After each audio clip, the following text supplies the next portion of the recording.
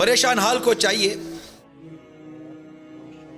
کہ اللہ عز و جل کی رضا پر راضی رہے، اپنے آپ کو سمجھاتے ہوئے دل ہی دل میں کہے کہ شہیدان و اسیران کربلا علیہم رضوان پر جو مصیبتیں آئی تھیں وہ یقیناً مجھ پر آنے والی مصیبتوں سے کروڑوں گنا زیادہ تھیں، مگر انہوں نے ہنسی خوشی برداشت کی اور صبر کر کے جنت کے حقدار بنے۔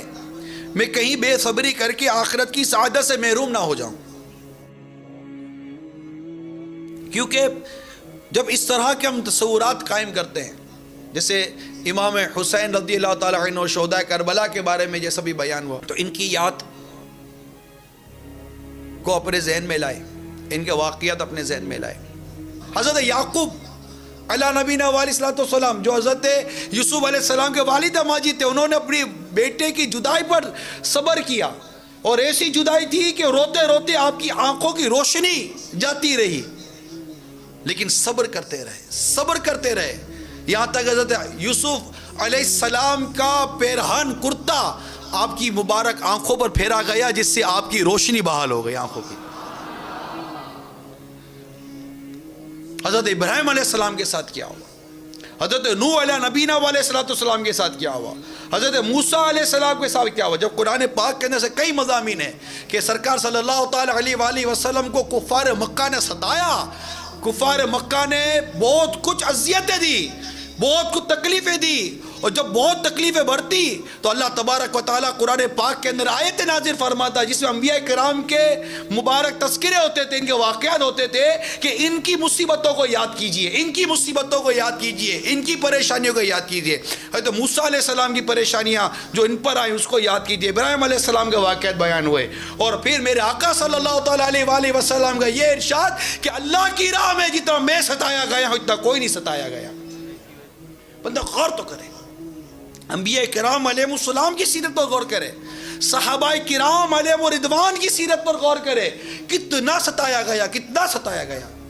بھوک کی تکلیف، پیاس کی تکلیف، اولاد کی تکلیف، مال کی تکلیف، شہر سے ہجرت کرنے کی تکلیف، بیوی بچوں سے جدائی کی تکلیف، ماں باپ سے بچوں کی جدائی کی تکلیف، کاروبار ختم ہو گئے، تجارت ختم ہو گئی، ان کی معیشت ختم ہو گئی، مکہ مکرمہ سے ہجرت کر کے مدینہ منورہ سفر اختیار کیا، تکلیف تکلیف تکلیف تکلیف، غزوہ بدر میں تکلیف، غزوہ احد میں تکلیف، غزوہ احزاب میں تکلیف، کتنے غزوات ہیں ان میں کیسی کیسی تکلیف ہے،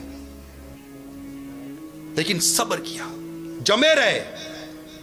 مکہ مکرمہ سے ہجرت کر کے مدینہ منورہ کا وہ سفر جسے ہجرت کا سفر کہا جاتا ہے، اس پر کتنا صبر کیا، اور اس صبر کا اجر دیکھیے، اللہ تبارک و تعالیٰ نے انہی لوگوں کو فاتح مکہ بنا کر پھر مکے میں دوبارہ داخل فرما دیا۔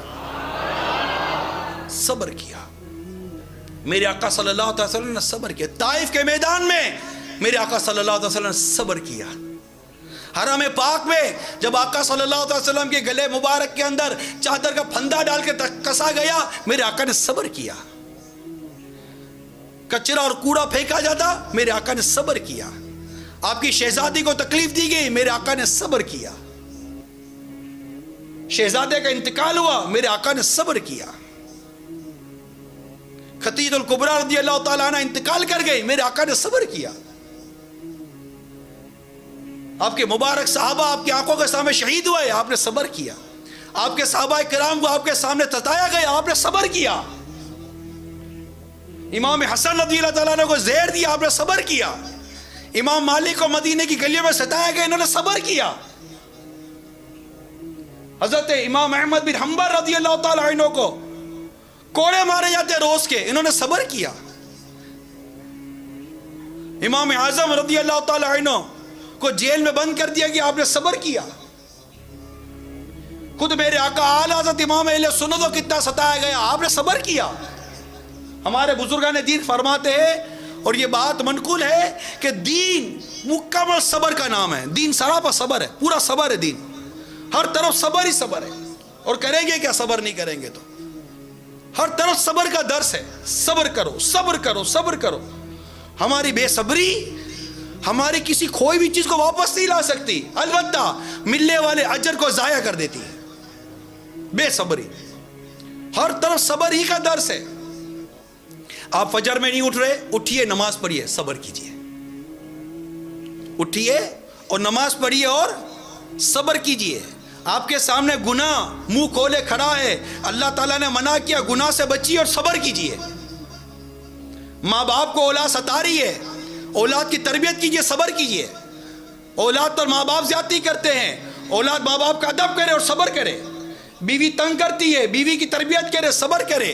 شوہر ستاتا ہے, شوہر کی مصیبت پر, شوہر کی آفت پر بیوی صبر کرے. ہر طرف صبر ہی صبر ہے. آپ سڑک پر جا رہے, پیچھے سے زوردار ہارن بج رہا ہے, صبر کیجئے. کسی نے گاڑی مار دی, صبر کیجئے. کسی نے گریبان پکڑ لیا, صبر کیجئے. ہر طرف صبر ہی صبر ہے اگر کرے تو. اور جو صبر کرے اس کے لیے اتنا بڑا انعام اور اتنی بڑا اعلان قرآن نے کر دیا, ان اللہ مع الصابرین, بے شک اللہ صبر کرنے والوں کے ساتھ ہے. صبر کیجئے. ہم سے صبر ہی نہیں ہوتا, ہم سے صبر ہی نہیں ہوتا. ہم صبر کا نعرہ تو ضرور لگاتے ہیں, لیکن بے صبری کرنے کے بعد, ساری بھڑاس نکال دینے کے بعد, سارا غصہ نکال دینے کے بعد, جو کچھ اس وقت ہم کر سکتے تھے کر گزرنے کے بعد, پھر کوئی آ کر گلے پر کندھے پر ہاتھ رکھ کر تسلی دیتا, ارے بھائی صبر کرو. تو ہم کہتے گلے مل کر, ارے بھائی اب صبر کے سوا چارہ کیا ہے. ارے اب کون سا صبر رہا یار؟ ساری صبر کی حدیں, جو بے صبری کی حدیں تھی, سب تو پھلانگ گئے. اب کون سا صبر رہ گیا؟ صبر تو مصیبت کے وقت جو پہلا وقت تھا اسی وقت صبر کرنا تھا. وہ پہلا جو ایک مصیبت آئی اسی وقت صبر کرنا تھا. زبان گنگ ہو جائے, آنکھ بند ہو جائے, سر اللہ تعالیٰ کی رضا پر جھک جائے, لیکن یہاں ہم صبر کہاں سے کرتے ہیں؟ وہ بات سوئے سے ہوتا ہے, صبر کہاں سے لائیں؟ یہاں یہ کہتے ہیں صبر کہاں سے لائیں. تو بھائی صبر کو بازار میں تھوڑی کو ملتا ہے کہ صبر کہاں سے لائیں. اللہ سے دعا کریں, اپنی تربیت کریں, ہم اپنا ذہن بنائیں صبر کا. تو اس طرح بزرگوں کو یاد کر کے, اسلاف کو یاد کر کے, ہم اپنے اندر جو مصیبت ہم پر آتی ہے اس پر صبر پیدا کرنے کی کوشش کر سکتے ہیں.